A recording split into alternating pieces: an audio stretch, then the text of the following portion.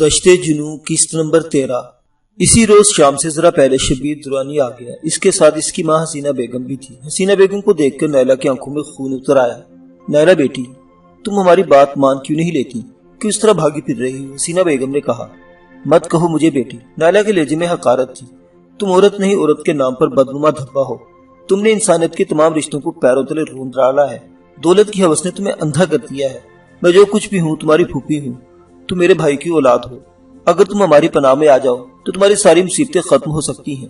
تمہارے خلاف کوئی پولیس کیس نہیں رہے گا، کوئی تمہاری طرف میلی آنکھ سے نہیں دیکھے گا۔ حسینہ بیگم نے کہا۔ میں تمہاری باتوں میں آنے والی نہیں ہوں۔ نفرت ہے مجھے تم سے۔ تمہاری پناہ میں آنے کے بجائے میں پھانسی کے پھندے کو ترجیح دوں گی۔ تم عورت نہیں، ڈائن ہو۔ تمہارے دل میں عورت کے تقدس کا احساس بھی مٹ چکا ہے۔ ایک عورت ہوتے ہوئے تم نے عورت کے تقدس کو جس طرح پامال کیا وہ قابل شرم ہے۔ شیطان بھی شرما گیا ہوگا تم لوگوں کی حرکت پر۔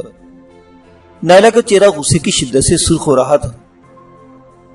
میں نے تمہارے ساتھ کوئی زیادتی نہیں کی، یہ تمہاری اپنی غلطی ہے کہ تم بھاگی پھر رہی ہو، حسینہ بیگم نے کہا۔ میں اپنی بات نہیں کر رہی، نائلہ چیخی۔ باہر جا کر دیکھ لو، دو انسانوں کو برہنہ کر کے جانوروں کی طرح پنجرے میں بند کیا ہوا ہے۔ حالانکہ یہ وہی لوگ ہیں جنہوں نے زندگی بھر تمہاری خدمت کی، تمہارے پیر دھو دھو کر پیے۔ ان کے ساتھ یہ غیر انسانی سلوک، جاؤ باہر جا کر اپنی آنکھوں سے دیکھ لو۔ اور تم تو اس حقیقت کا اعتراف نہیں کرو گے کہ تمہارا سپوت کس طرح خون کی ہولی کھیل رہا ہے۔ وہ اب تک کتنے بے گناہوں کو موت کے گھاٹ اتار چکا ہے۔ اس نے کتنوں کو زندہ جلا دیا۔ تم ماں بیٹے انسان نہیں، حیوان ہو، درندے۔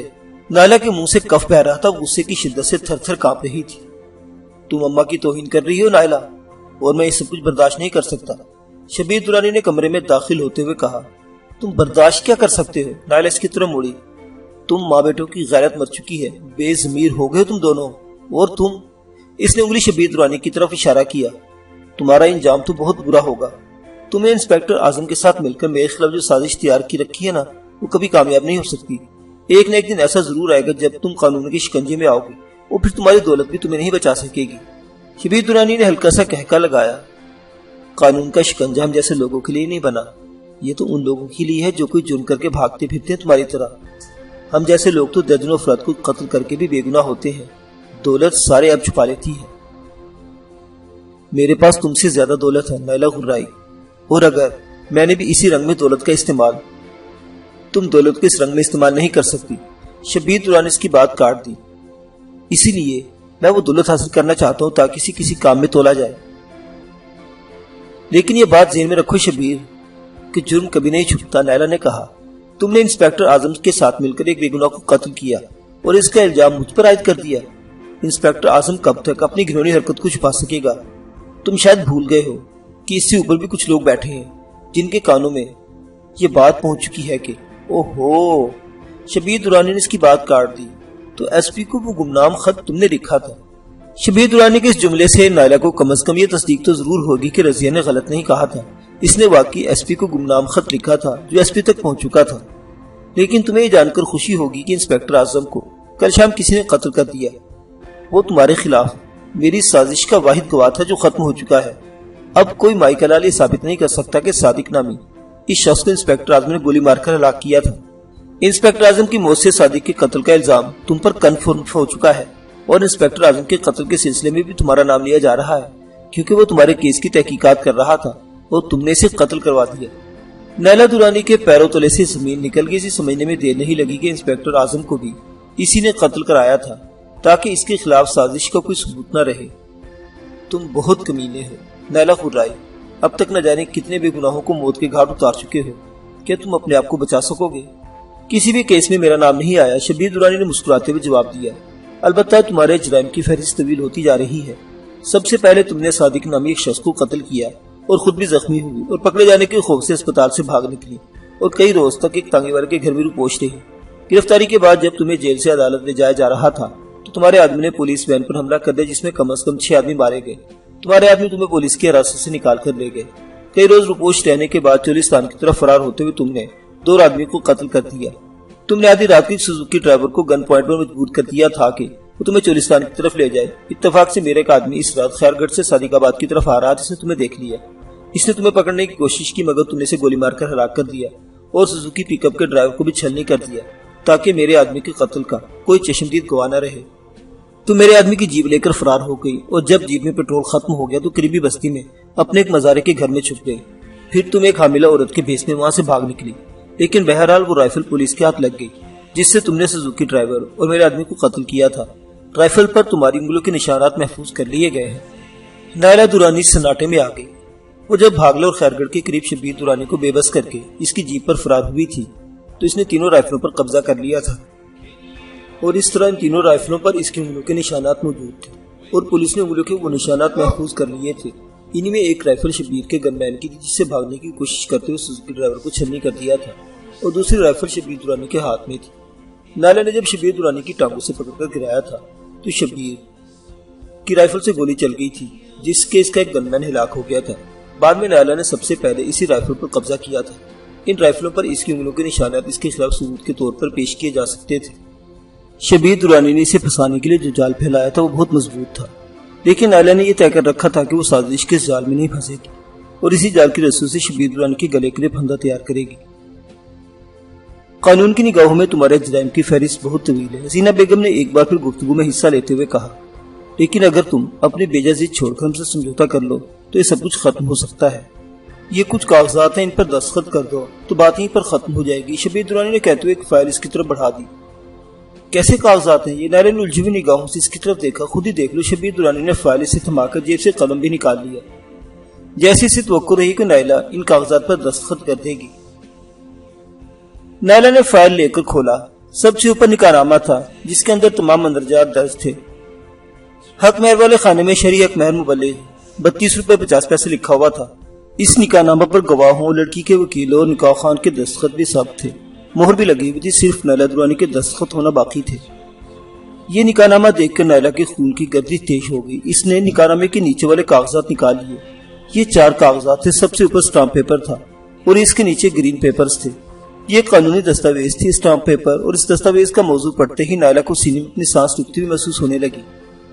یہ نائلہ درانی کی طرف سے شبیر درانی کے نام جنرل پاور آف اٹارنی تھی، جس کی روح سے شبیر درانی کو نائلہ درانی کی تمام زرعی اراضی، شہری، منقولہ اور غیر منقولہ جائیداد کا مختار تصور کیا گیا تھا. نائلہ درانی جیسے جیسے یہ تحریر پڑھ رہی جس کے دل کی دھڑکن بھی تیز ہوتی جا رہی تھی. یہ پاور آف اٹارنی ناقابل تنسیخ تھی. لو ان پر دستخط کر دو، اسی میں تمہاری بھلائی ہے. شبیر درانی نے قلم اس کی طرف بڑھا دیا. نائلہ درانی ان کاغذات پر دستخط کر دینے کا مطلب اچھی طرح سمجھتی تھی. اس سے نہ صرف وہ خود شبیر درانی کے شکنجے میں آ جاتی بلکہ اس کی ساری جائیداد بھی اس کے قبضے میں چلی جاتی. آج وہ پاور آف اٹارنی پر دستخط کروا رہا تھا، کل کلاوے سے مجبور کر کے جائیداد اپنے نام منتقل بھی کروا سکتا تھا، اور پھر اسے وہ کسی سکا سے سکا کر مارے گا جس کو وہ تصور بھی نہیں کر سکتی تھی. دستخط کر دو بیٹی. حسینہ بیگم 2 قدم آگے بڑھتے ہوئے بولی، دیکھو نا، اس دنیا میں ہمارے سوا تمہارا ہے ہی کون؟ تم جوان ہو، اتنی بڑی جائیداد کی تنہا وارث ہو. تم جیسی جوان و حسین اور دولت مند لڑکی اس دنیا میں اکیلی تو نہیں رہ سکتی جہاں قدم قدم پر ہوس پرست انسان خوخار بھیڑوں کے روپ میں گھات لگائے بیٹھے ہیں. کر دو دستخط، اس کے بعد تمہیں کوئی پریشانی نہیں رہے گی. سب سے زیادہ خوخار بھیڑیے اور درندے تو تم ماں بیٹے ہو. نائلہ نے کہتے ہوئے نکاح نامہ اور پاور آف اٹارنی والے کاغذات پھاڑ کر اس کے پرزے شبیر درانی کے منہ پر دے مارے. حرامزادی! شبیر درانی دھاڑس کے ساتھ اس کا تیزی سے حرکت میں آیا. بھرپور تھپڑ نائلہ کے منہ پر لگا. اس کے منہ سے ہلکی سی چیخ نکل گئی اور وہ لڑکھڑا کے نیچے گر گئی. شبیر درانی نے آگے بڑھ کر اس پر ٹھوکروں کی بارش کر دی. نائلہ اپنے آپ کو سنبھال کر اٹھ کھڑی ہوئی. لعنت ہے تمہاری مردانگی پر. ایک عورت پر ہاتھ اٹھا کر اپنے آپ کو بہادر سمجھ گئے ہو، لیکن ہر عورت موم کی گڑیا نہیں ہوتی، اب سمجھو. نائلہ کہتے ہوئے اچانک ہی ہوا میں اچھلی. اس موقع پر اسے شبیر درانی کو اپنے 2 ہاتھ دکھانے کا فیصلہ کر لیا تھا. مارشل آرٹ کا فن ایسے ہی موقع پر تو کام آتا ہے. اس کی roundhouse kick Shabbir Durrani کی گردن پر لگے وہ کراہتا ہوا ڈھیر ہو گیا. اٹھو بزدل! نائلہ کے حلق سے غراہٹ سے نکلی.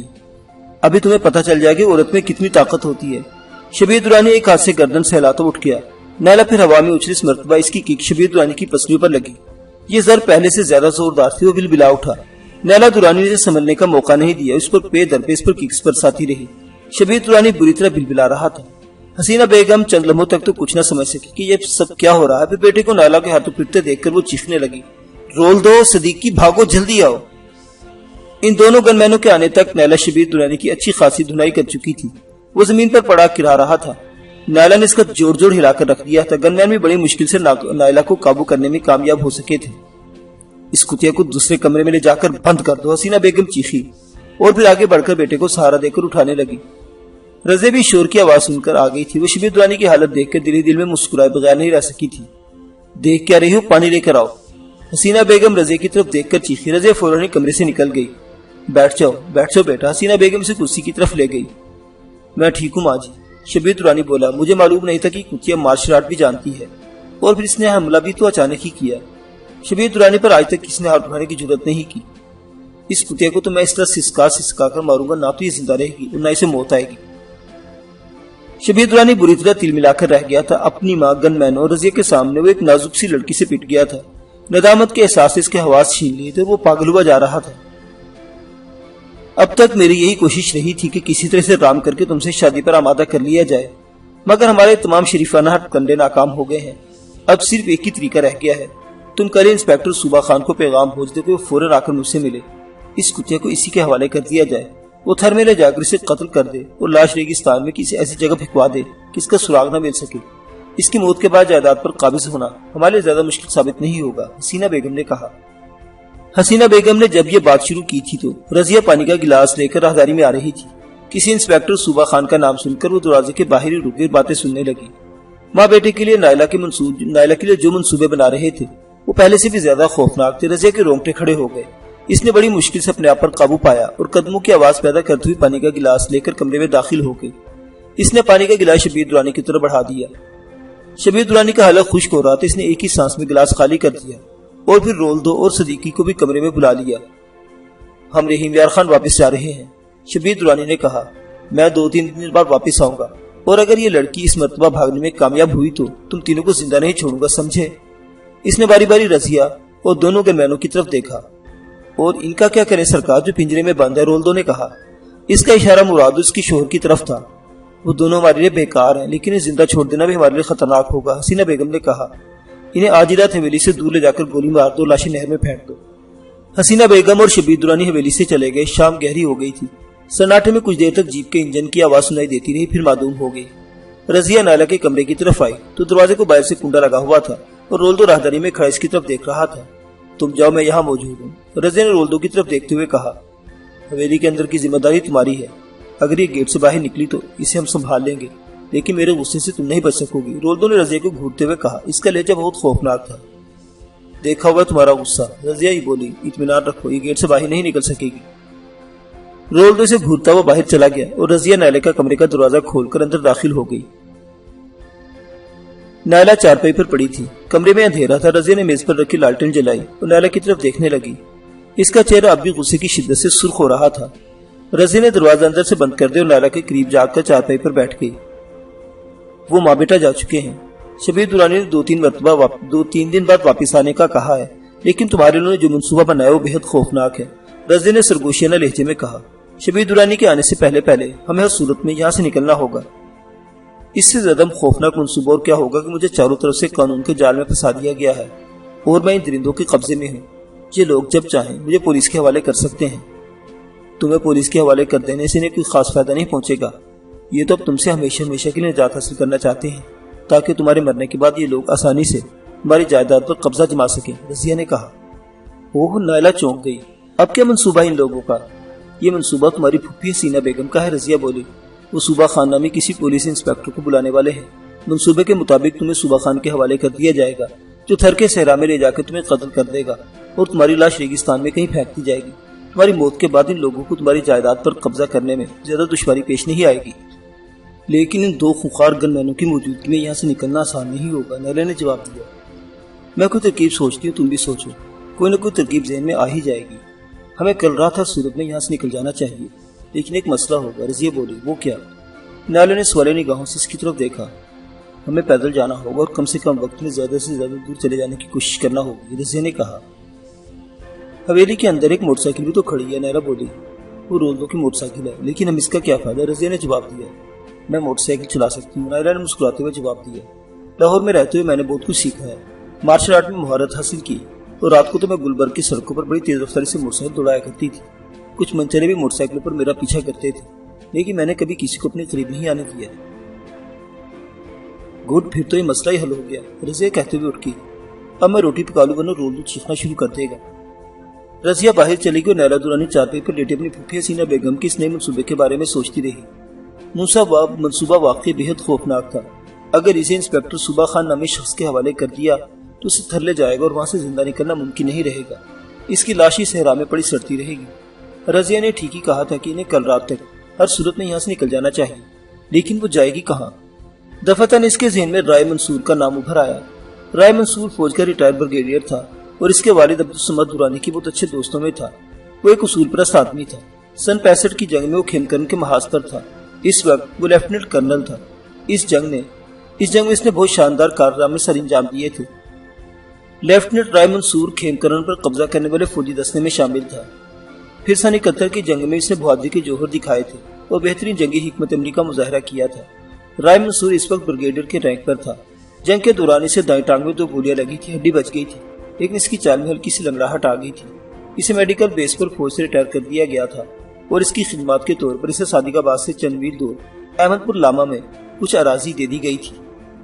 اس نے جمع پونجی سے کچھ اور زمین خرید لی، بعد میں وہ بھی تھوڑی تھوڑی زمین خریدتا رہا۔ اس وقت اس علاقے میں کم از کم 3 مربع زمین کا مالک تھا۔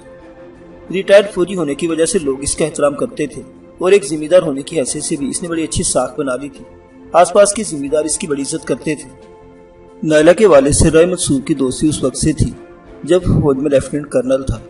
اب نائلہ کو اس کا خیال آیا تھا اس موقع پر رائے منصور اس کا بہترین محافظ ثابت ہو سکتا تھا۔ نائلہ درانی سب کچھ سوچ رہی تھی کہ کسی کو دروازے میں داخل ہوتے دیکھ کر چونک سی گئی۔ وہ رولدو تھا۔ نائلہ اس وقت لیٹی ہوئی تھی، اس نے آنکھیں بند کر لی اور یہ تاثر دینے کی کوشش کی جیسے سو رہی ہو۔ رولدو چارپائی کے قریب آ کر کھڑا ہو گیا۔ اس کی نظریں نائلہ کے سینے پر مرکوز تھی۔ سینے کا زیر و بم اس کے دل پر قیامت ڈھا رہا تھا۔ وہ قدرے جھک کر ایک ہاتھ نائلہ کے سینے کی طرف بڑھانے لگا۔ اپنے سینے پر ہاتھ کا بوجھ محسوس کرتے ہی نائلہ نے آنکھیں کھول دی۔ اس کے ساتھ اس کا ہاتھ حرکت میں اور بھرپور تھپڑ رولدو کے منہ پر پڑا۔ ٹھیک اسی لمحے رضیہ کمرے میں داخل ہوئی۔ تم یہاں کیا کر رہے ہو؟ رضیہ نے رولدو کو گھورا۔ حالانکہ رولدو کو اپنا گال سہلاتے دیکھ اسے صورتحال کا اندازہ لگانے میں دشواری پیش نہیں آئی تھی۔ یوں ہی آ گیا تھا۔ رولدو گال سہلاتا ہوا کمرے سے نکل گیا۔ یہ اندر کیسے آ گیا؟ کیا کر رہا تھا؟ رضیہ نے رولدو کے جانے کے بعد نائلہ سے پوچھا۔ میں لیٹی ہوئی تھی، اسے اندر داخل ہوتا دیکھ کر میں نے آنکھیں بند کر لی۔ میں یہ جاننا چاہتی تھی کہ یہ کیا کرنا چاہتا ہے۔ مجھے سویا ہوا سمجھ کے اس نے بدتمیزی کی کوشش کی۔ میں نے تھپڑ مار دیے۔ اتفاق سے تم آ گئی۔ میں نے تو اس کی ٹھیک ٹھاک مرمت کرنے کا پروگرام بنا لیا تھا، نائلہ نے جواب دیا۔ جیسا مالک ویسے اس کے کارندے خبیث ہے، رضیہ بولی۔ لیکن میرا خیال ہے کہ اسے یہ پتہ چل گیا ہے کہ حسینہ بیگم اور اس کے بیٹے نے تم سے نجات حاصل کرنے کا منصوبہ بنا لیا ہے اور شاید اسے تم سارے ساتھ بدتمیزی کرنے آیا، ورنہ تمہارے کمرے میں داخل ہونے کی کبھی جرت نہ کرتا۔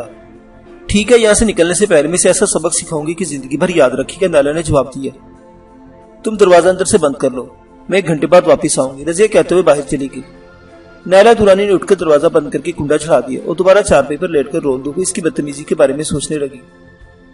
رضیہ نے ٹھیک کہا تھا، رولدو کو پتہ چل گیا تھا کہ اسے قتل کرنے کا منصوبہ بنایا جا رہا ہے اور وہ موقع سے فائدہ اٹھاتے ہوئے اس سے اپنے ہوش کی آگ بجھانا چاہتا تھا۔ وہ دوسری مرتبہ بھی ایسی حرکت کر سکتا تھا، اس لیے سمجھتی تھی کہ اب ان دونوں خبیثوں سے ہوشیار رہنے کی ضرورت تھی۔ اب وہ ایک بار پھر رائے منصور کے بارے میں سوچنے لگی۔ نائلہ کی رائے منصور سے ملاقات اس وقت ہوئی تھی جب اس کا باپ عبدالصمد درانی زندہ تھا۔ یہ تقریباً 4 سال پہلے کی بات تھی۔ وہ سردیوں کی چھٹیوں میں لاہور سے رحیم یار خان آئی ہوئی تھی۔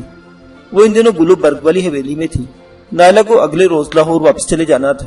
رائے منصور اپنی فیملی کو لے کر پہنچ گئے۔ اس کی بیوی کے ساتھ اس کی 11-12 سال کی پوتی بھی تھی۔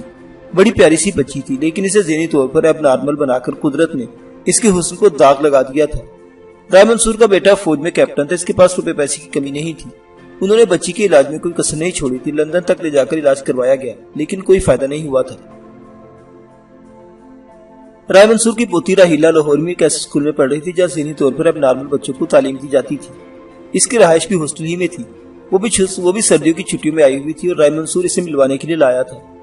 رائے منصور کی بہو بھی ان کے ساتھ تھی۔ اسی نے بتایا تھا کہ راہیلہ بھی 2-3 دن بعد لاہور واپس جانے والی ہے۔ رائے منصور سے ناخلا کی وہ آخری ملاقات تھی اور نائلہ درانی کو حیرت تھی کہ اب تک رائے منصور کا خیال کیوں نہیں آیا تھا۔ وہ اسے تحفظ فراہم کر سکتا تھا۔ شبیر درانی سے بچنے کے لیے بھاگتی اس نے جہاں پناہ لی تھی وہ سب چھوٹے لوگ تھے اور ان کے بارے میں پتہ چل جانے کے بعد انہوں نے نائلہ کو پناہ دی تھی۔ شبیر درانی نے سب کو ختم کروا دیا تھا، کسی کو گولیوں سے بھون ڈالا تھا اور کسی کو زندہ جلا دیا تھا، لیکن رائے منصور کے خلاف وہ کوئی ایسی کارروائی نہیں کر سکتا تھا۔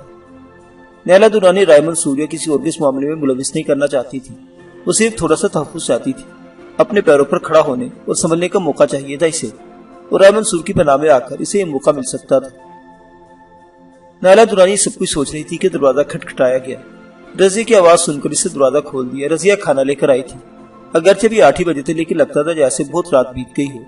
تم کھانا کھا لو، اندر سے کنڈا لگا لینا، آج رات رولدو حویلی کے اندر رہے گا، میں ساتھ والے کمرے میں ہوں، اس دروازے کو بھی اندر سے کنڈا لگائے رکھنا، جب میں ہولے سے دروازہ کھٹکھٹاؤں تو کنڈا کھول دینا، خود سے نہ تو دروازہ کھٹکھٹانا اور نہ ہی کھولنا، یہ خبیث جس رات حویلی کے اندر ہوتا ہے وقت بے وقت میرے کمرے میں گھس آتا ہے، اب میں جا رہی ہوں، تم آرام سے کھانا کھاؤ۔ رضیہ اٹھ کر باہر نکل گئی۔ نائلہ نے بھی اٹھ کر دروازے کو اندر سے کنڈا لگا لیا اور بیٹھ کر اطمینان سے کھانا کھانے لگی۔ کھانا کھانے کے بعد اس نے برتن ایک طرف رکھ دیے۔ کھانے کے بعد وہ کچھ دیر تک کمرے میں ادھر ادھر ٹہلتی رہی، پھر چارپائی پر لیٹ گئی۔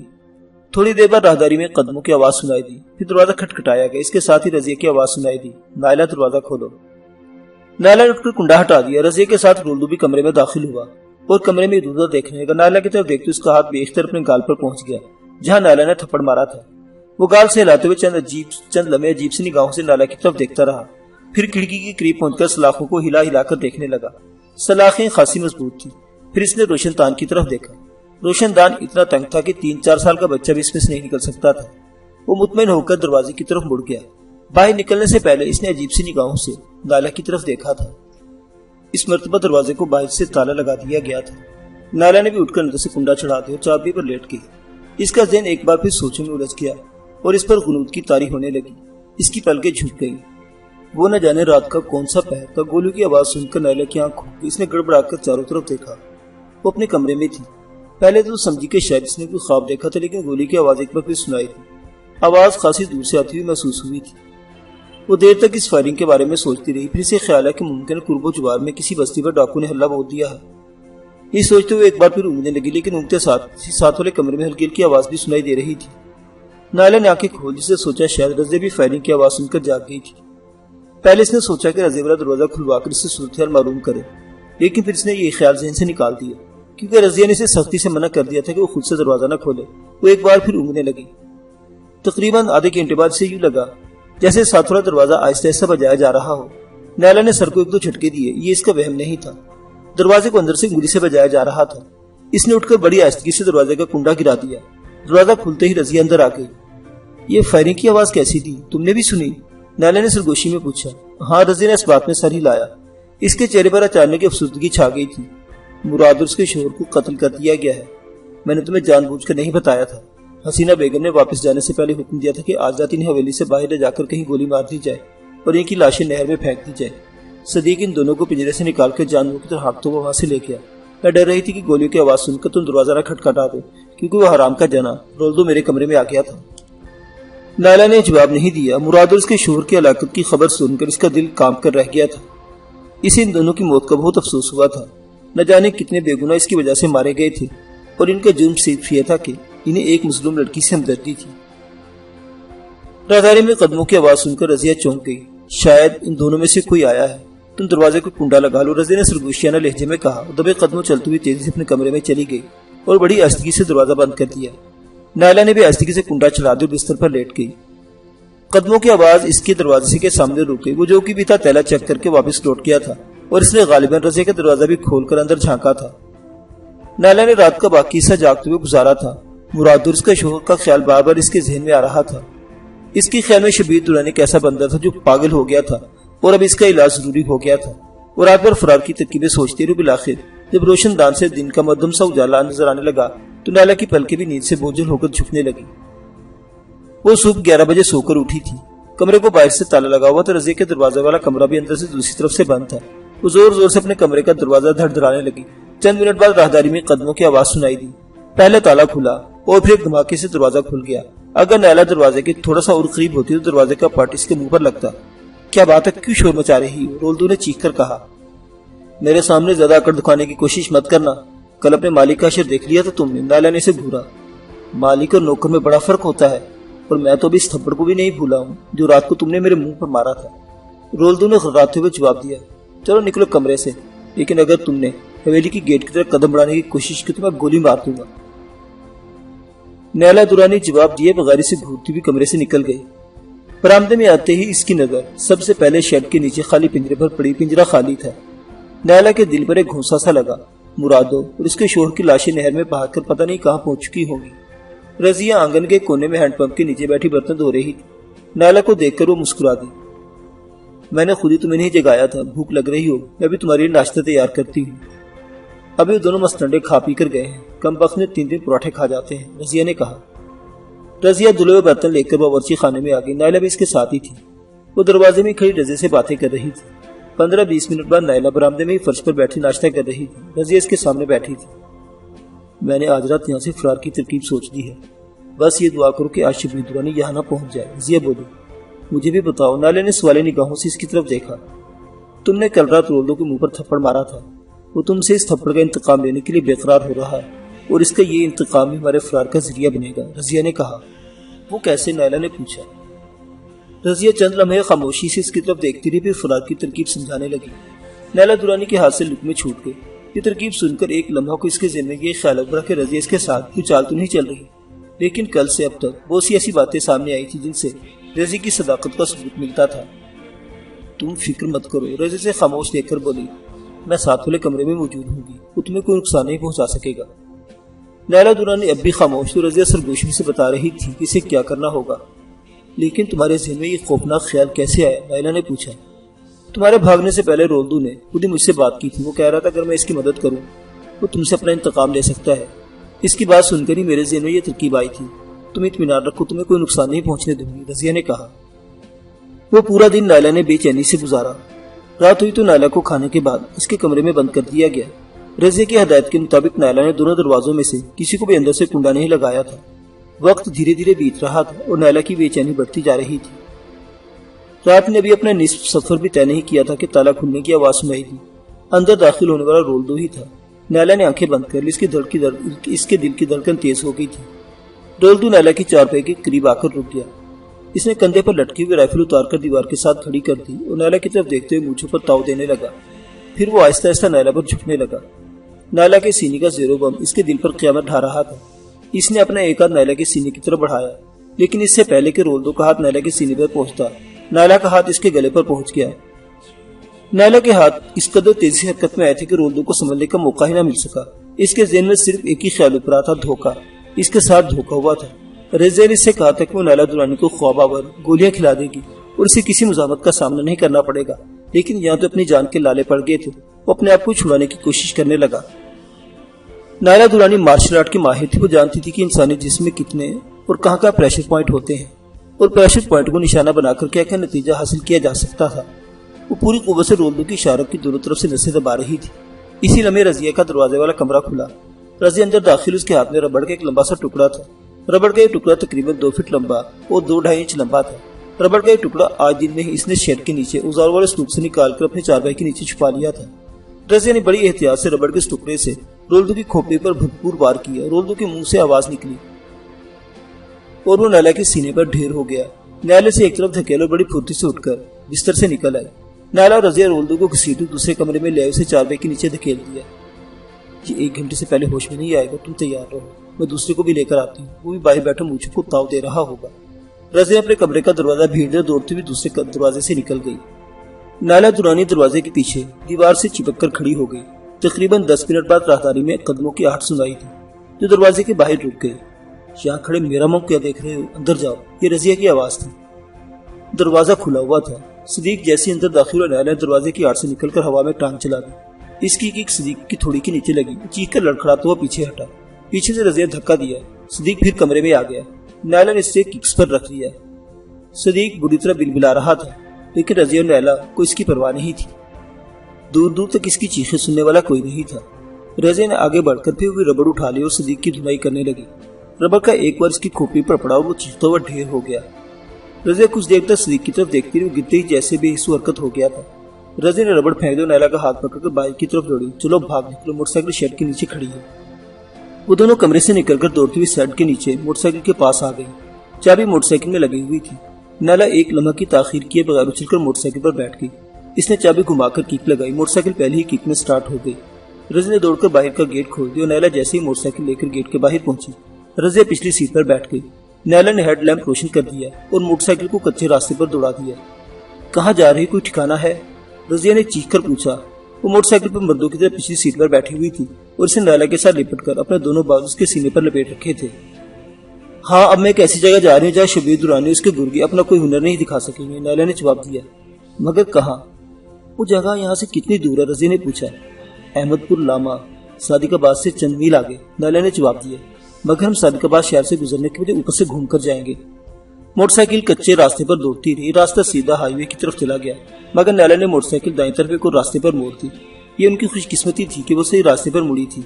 کچھ ہی دیر بعد صادق آباد کی روشنی نظر آنے لگی، پھر راستہ شہر کے دائیں طرف اوپر سے گھومتا ہوا شہر سے ذرا آگے ہائی وے کے ساتھ مل گیا تھا۔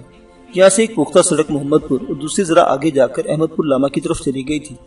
نیلا نے موٹر سائیکل اس طرف موڑ دی، نہر کا پل پار کرتے ہی احمد پور لاما والی سڑک شروع ہو گئی۔ سڑک سنسان تھی، نیلا بے خوف ہو کر پوری رفتار سے موٹر سائیکل دوڑا رہی تھی۔ ایک تو ویسے بھی سردی کا موسم تھا، انہوں نے سویٹر وغیرہ بھی نہیں پہن رکھے تھے۔ موٹر سائیکل کی تیز رفتاری سے ہوا تیر کی طرح نیلا کے جسم سے ٹکرا رہی تھی۔ پچھلی سیٹ پر بیٹھی ہوئی رضیہ تو اس سے بری طرح چپکی ہوئی تھی۔ احمد پور لاما سے ذرا پہلے موٹر سائیکل کی رفتار خود بخود کم ہونے لگی، ٹینکی میں پیٹرول ختم ہو رہا تھا۔ نہر کے پل پر پہنچ کر تو موٹر سائیکل رک گئی۔ وہ دونوں نیچے اتر آئے، موٹر سائیکل کو دھکیلتے ہوئے نہر کے کنارے پر لے آئے اور موٹر سائیکل کو نہر میں دھکیل دیا۔ پل کے دوسری طرف احمد پور لاما کی روشنی نظر آ رہی تھی، جس سے اندازہ لگایا جا سکتا تھا کہ یہ اچھا خاصا قصبہ ہے۔ بازار سنسان پڑا تھا، اسٹریٹ لائٹس روشن تھی، لیکن کسی زیرو کا نام و نشان تک دکھائی نہیں دے رہا تھا۔ لیکن کچھ ہی دیر بعد نہ جانے کہاں سے آوارہ کتوں کی ایک ٹیم نکل آئی۔ نیلا اور رضیہ پہلے ہی سردی سے کانپ رہی تھی، کتوں کے خوف نے ان پر کچھ اور کپ کپی طاری کر دی۔ وہ کتوں کو شکارتی ہوئی آگے بڑھتی رہی۔ نیلا پہلی مرتبہ یہاں آئی تھی، اسے یہ بھی معلوم نہیں تھا کہ رائے منصور کا مکان کہاں ہے، وہ بس چلی جا رہی تھی۔ پھر دفعتاً بازار کے چوکیدار کی سیٹی کی آواز سن کر وہ چونک گئی۔ کچھ ہی دیر بعد سائیکل پر سوار چوکیدار سیٹی بجاتے ان کے سامنے پہنچ گیا۔ وہ دو نوجوان خوبصورت لڑکیوں کو اس طرح دیکھ اس کے چہرے پر شدید حیرت کے تاثرات ابھر آئے۔ ایک کون ہو تم، کہاں سے آ رہی ہو، معلوم ہے اس وقت کیا وجہ ہے؟ چوکیدار نے باری باری دونوں کو گھورا۔ کیا وجہ ہے؟ رضیہ نے کپ کپاتے ہوئے لہجے میں پوچھا۔ ایک بچ چکا ہے، لیکن تم لوگ ہو کون؟ چوکیدار کے لہجے میں سختی تھی۔ بھیا میں رائے منصور صاحب کے گھر جانا ہے، کیا تم بتا سکتے ان کا مکان کس طرف ہے؟ نیلا نے کہا۔ رائے منصور کا نام سن کر چوکیدار چونک گیا، مگر ان کی حویلی تو بہت دور ہے، تم لوگ کہاں سے آئی ہو؟ کتنی دور ہے؟ نیلا نے اس کے سوال کو نظر انداز کر دیا۔ قصبے سے باہر تقریباً 1 میل، یہاں سے 2 میل کا فاصلہ تو ضرور ہوگا، چوکیدار نے کہا، مگر اس وقت اگر تم ہمیں وہاں پہنچا دو تو رائے منصور تم سے بہت خوش ہوں گے اور یقیناً تمہیں انعام بھی دیں گے، نیلا بولی۔ چوکیدار کچھ دیر سوچتا رہا، پھر اس نے گرم چادر اتار کر نیلا کی طرف بڑھا دی۔ نیلا اور رضیہ نے مل کر چادر اوڑھ لی، وہ ایک دوسرے کے ساتھ چپک کر چوکیدار کے پیچھے پیچھے چلنے لگے۔ چوکیدار نے 2 میل کہا تھا، لیکن قصبے سے نکل کر انہیں تقریباً 3 میل کا فاصلہ طے کرنا پڑا تھا۔ یہ بستی 20-25 گھروں پر مشتمل تھی اور یہاں تک بجلی کی لائن موجود تھی۔ بستی کی گلیاں بھی پختہ تھیں اور اسٹریٹ لائٹس بھی جل رہی تھی۔ چوکیدار نے بستی کے آخر میں ایک بہت بڑی حویلی کے گیٹ کے سامنے لے جا کر کھڑا کر دیا۔ یہ ہے رائے منصور صاحب کی حویلی، چوکیدار نے کہا۔ نیلا دورانی نے آگے بڑھ کر گیٹ کے پلر پر لگا ہوا گھنٹی کا بٹن دبا دیا اور رضیہ کے قریب آ کر گیٹ کھلنے کا انتظار کرنے لگی۔ معزز سامعین حضرات، یہ داستان ابھی جاری ہے، بقیہ واقعات اگلی قسط میں۔ دیکھتے رہیے اردو داستان۔ اللہ حافظ۔